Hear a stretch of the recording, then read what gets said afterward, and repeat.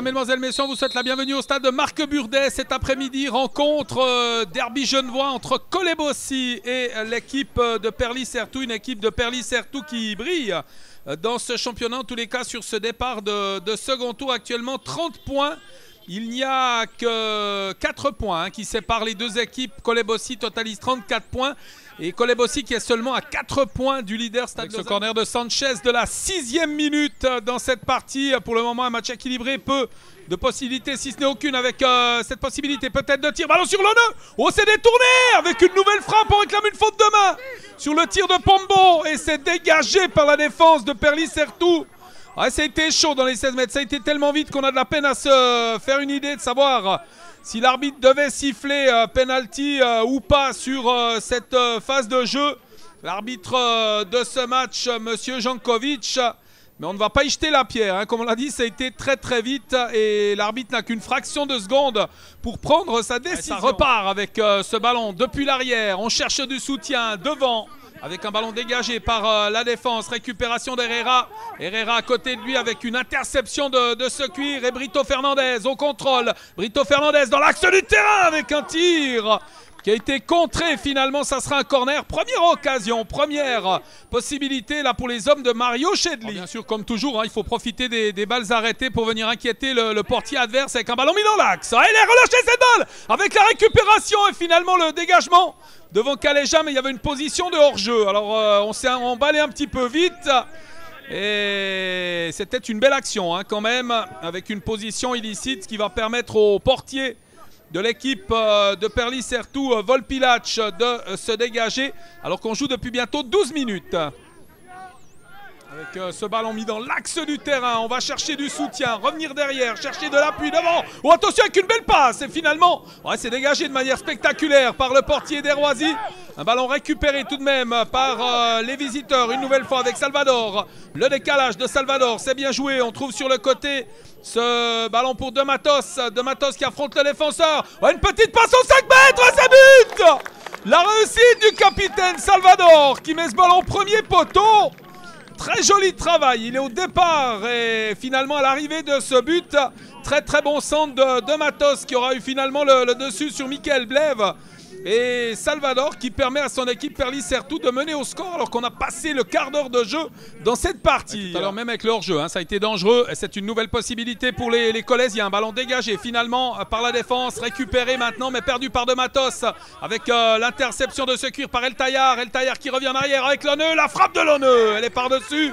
Cette balle, ce tir de la 22e minute, on est pratiquement au milieu de cette première mi-temps. Le contrôle de ce ballon par les visiteurs qui repartent. Ils sont contrés avec l'interception de Beuchat qui peut transmettre sur Lonneux. Lonneux, il a du soutien au centre, notamment Sanchez au deuxième poteau. Il le cherche au deuxième poteau et c'est finalement le défenseur qui peut dégager. Ça va repartir pour l'équipe de Mario Chedli avec un long ballon mis en avant. Ce cuir dans l'axe du terrain, le coup de sifflet de l'arbitre. Mais encore une fois, hein, la très bonne sortie de Mehdi Lerroisy qui joue les libéraux et qui est venu à la rencontre de l'attaquant de Perlis-Certout. Ça repart avec Canedo qui anticipe. Ce ballon récupéré maintenant par Kaleja. Kaleja, une frappe! Ouais, ça passe juste à côté. Très belle possibilité pour Kaleja.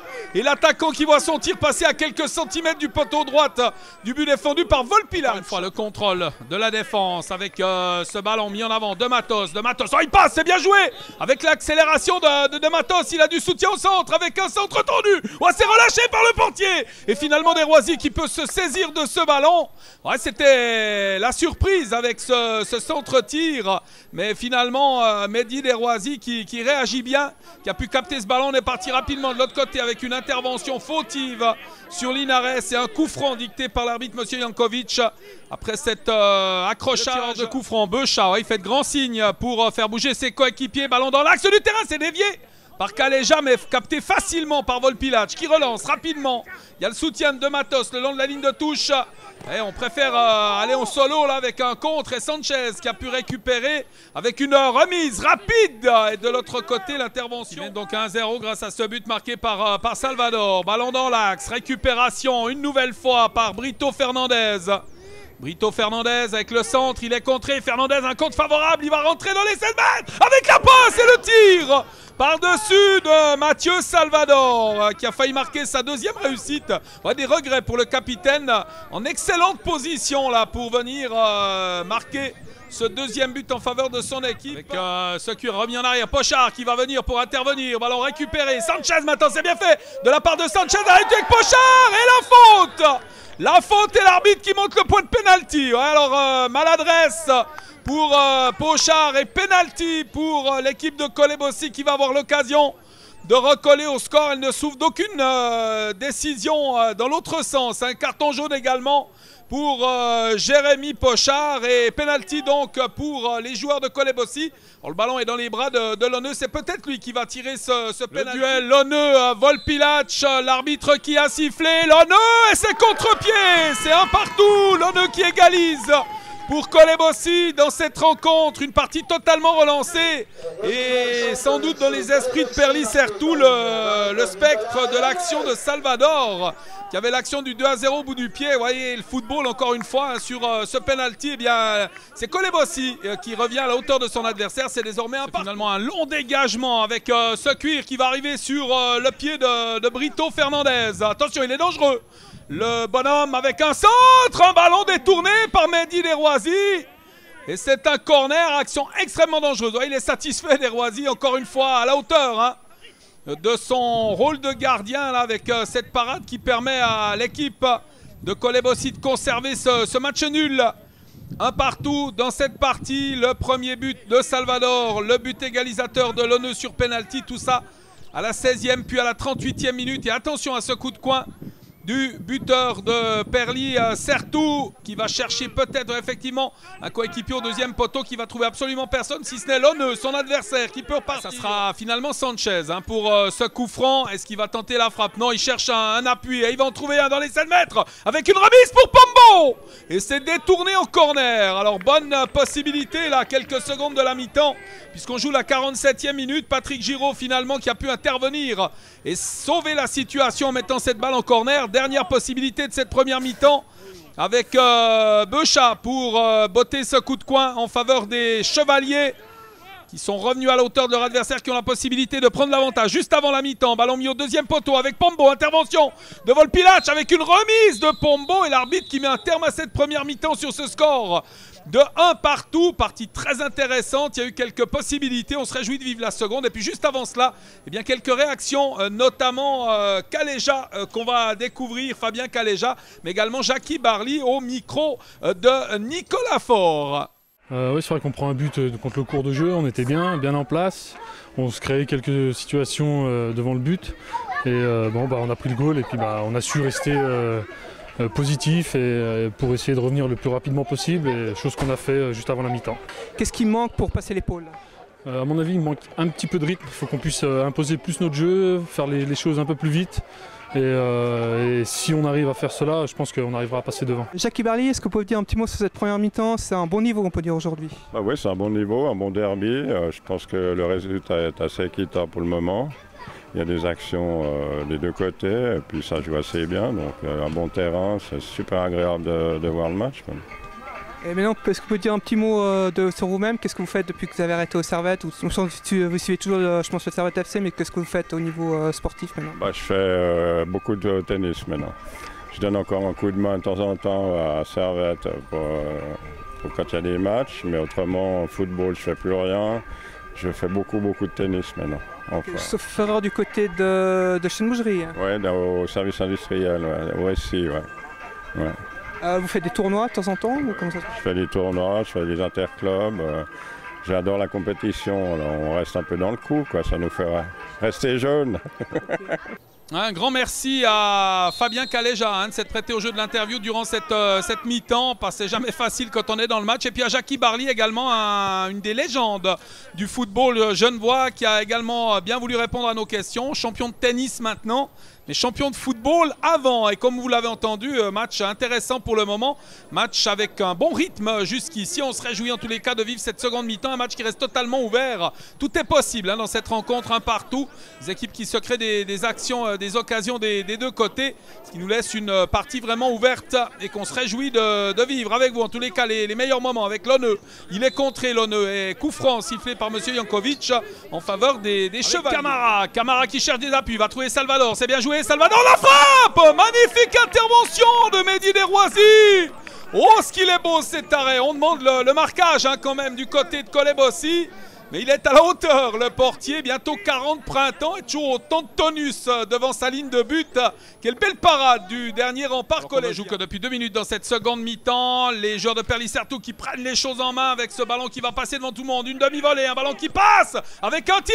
Et l'intervention sur cette frappe signée José Malik Mutombo, qui a frappé, tir passé appuyé pour inquiéter toutefois le portier d'Herwazi, qui va se saisir de Sayar, qui intervient devant Mutombo. Ballon dans l'axe du terrain et on repart avec cette déviation de Linares. C'est bien joué, l'accélération maintenant de Beuchat qui peut rentrer dans les 16 mètres. Beuchat le centre, c'est contré.